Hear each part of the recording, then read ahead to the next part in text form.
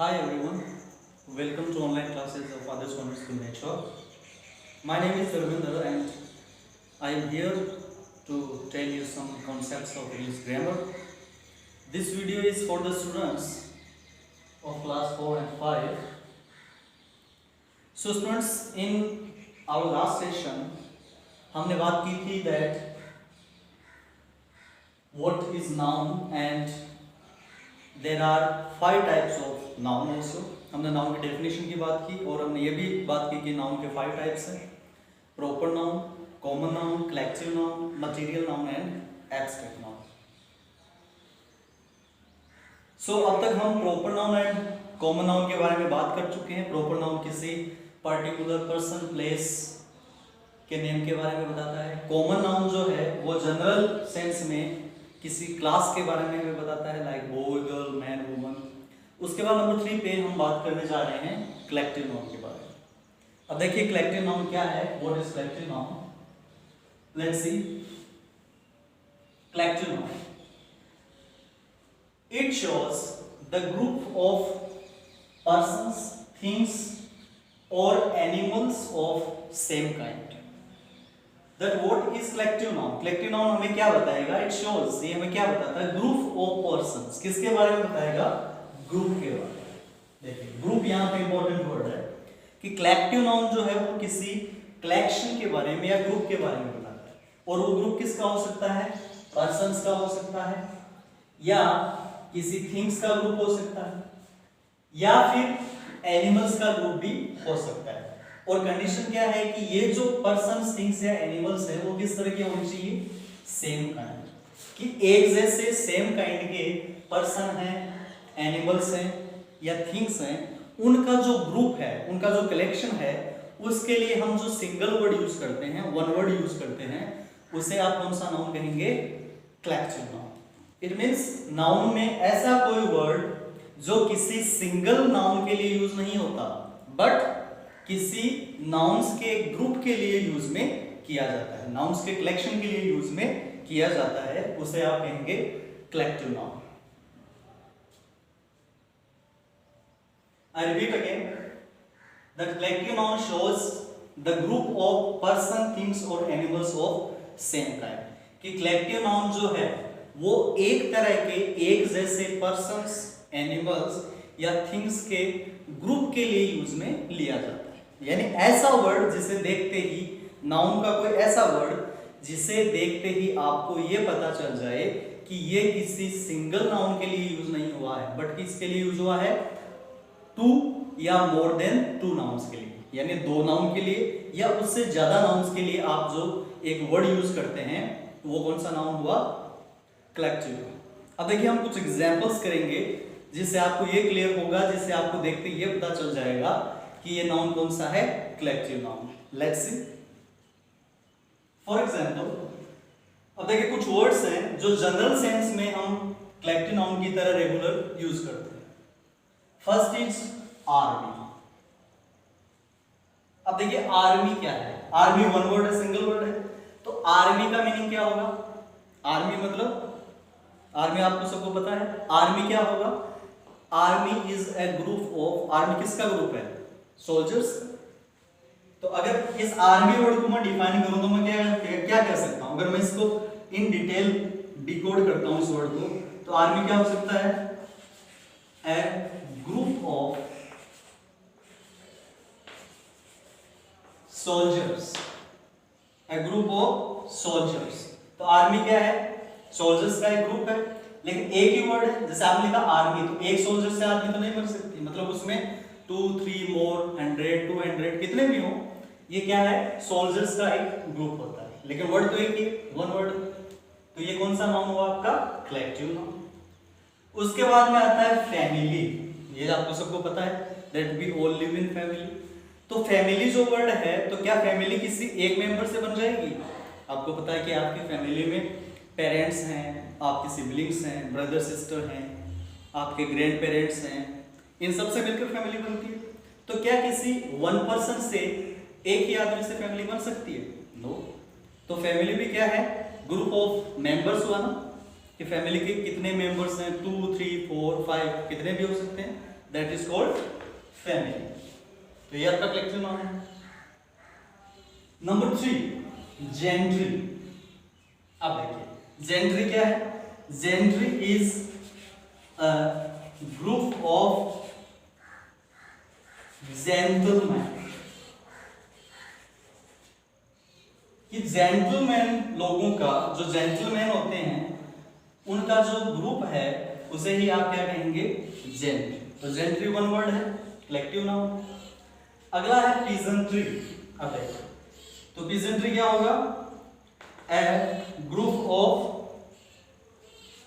Farmers.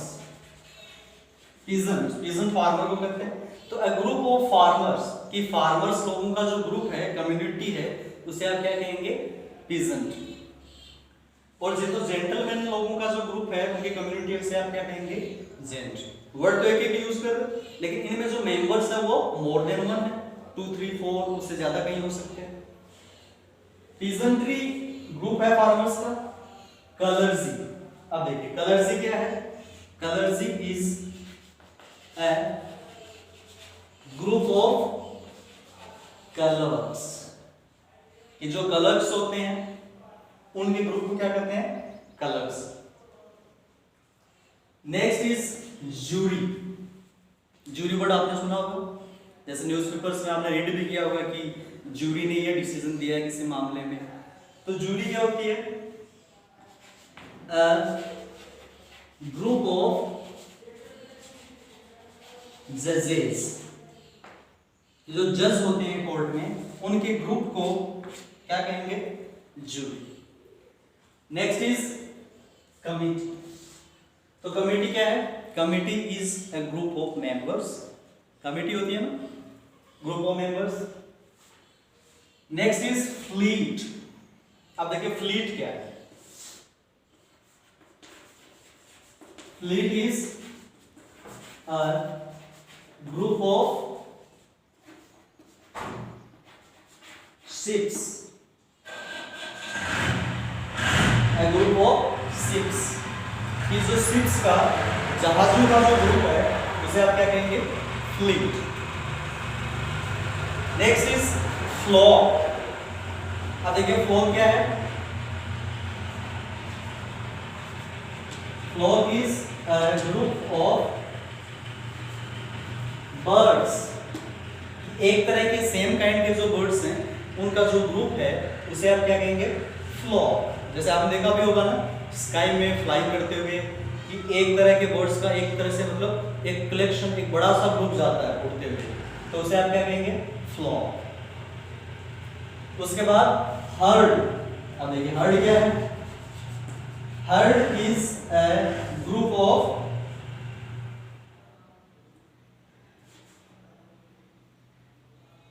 Animals.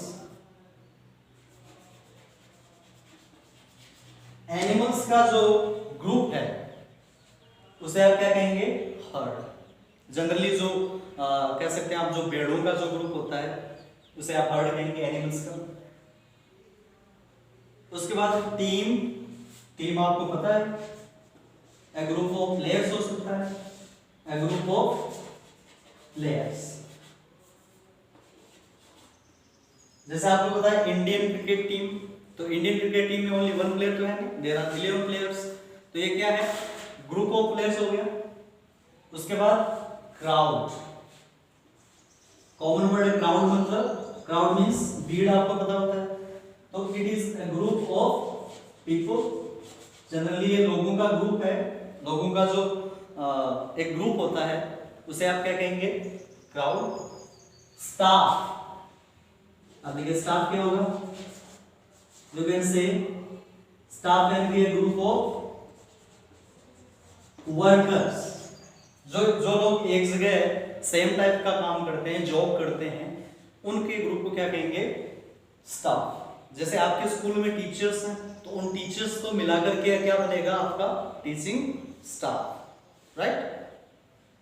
So these are some words, these are some examples of collective noun। तो अभी हमने collective noun के कुछ examples किए हैं। तो हमने बात की कि आर्मी कलेक्टिव नाउन है, family, collective noun, gentry, peasantry, clergy, jury, committee, fleet, flock, herd, team, crowd, staff। और इस तरह के आपको कुछ और वर्ड्स भी मिल जाएंगे जो किसको शो करेंगे, collective noun. Got my point? Okay, then let's have a quick revision from the beginning. शुरू से बात करते हैं कि हमने कहा कि कलेक्टिव नाउन क्या है। तो कलेक्टिव नाउन क्या है? It shows the group of persons, things और एनिमल्स ऑफ सेम काइंड। कि कलेक्टिव नाउन जो है वो क्या बताएगा, सेम काइंड के पर्सन्स, थिंग्स या एनिमल्स के ग्रुप को बताएगा। अगर मैं इजी वे में इन शॉर्ट कहूं कि कलेक्टिव नाउन को देखते ही आप कैसे पहचान करेंगे, आइडेंटिफाई कैसे करेंगे कि ये वर्ड कलेक्टिव नाउन है या कोई और नाउन है। तो कलेक्टिव नाउन कोई एक ऐसा वर्ड होगा जिसे रीड करते ही आपको ऐसा लगे, आपको ये पता चले कि ये जो वर्ड है वो किसी सिंगल नाउन के लिए यूज नहीं हुआ है, but it is used for two or more then two nouns. कि कम से कम दो या उससे ज्यादा नाउन्स के लिए एक वर्ड आप यूज करते हैं, और वो नाउन कौन सा होगा, कलेक्टिव नाउन। जैसे देखिए, जैसे मैंने कहा आर्मी, तो आर्मी से आपको पता है किसी एक सोल्जर से आर्मी नहीं बनती, उसमें कम से कम 2, 3 मोर कितने भी सोल्जर्स होने चाहिए। इसी तरह मैंने कहा फैमिली, तो फैमिली वर्ड देखने में तो आपको सिंगल वर्ड लग रहा है, सिंगुलर एक ही वर्ड है ना, फैमिली। बट फैमिली का मतलब कोई एक व्यक्ति नहीं है, वन पर्सन नहीं है, it is more than one person. तो आपके फैमिली में कितने भी मेंबर्स हो सकते हैं, बट कंडीशन क्या है, कम से कम कितने होने चाहिए, 2 और मोर देन 2, कम से कम 2 यूनिट्स होनी चाहिए। कलेक्टिव नाउन के आप किसी भी वर्ड को उठा के देख लो, उसमें कम से कम कंडीशन ये है कि कम से कम उसमें 2 यूनिट्स होने चाहिए। उसमें कम से कम या तो 2 पर्सन्स हो, या 2 एनिमल्स हो, या 2 थिंग्स हो। Note my point? तो ये थी कलेक्टिव नाउन के बारे में कुछ बातें कि इसको आप आइडेंटिफाई कैसे करें, right? So I hope that you got my point that what is collective noun. So collective noun shows the group of person, things or animals of same kind. ये एक ही तरह के persons, animals या things के group को show करने के लिए आप collective noun का यूज करते हैं, right? Now let's discuss your homework.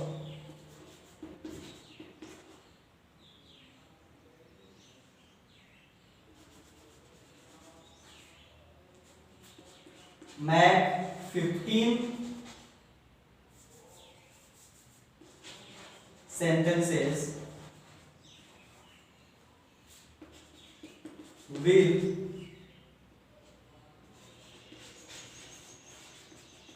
collective nouns।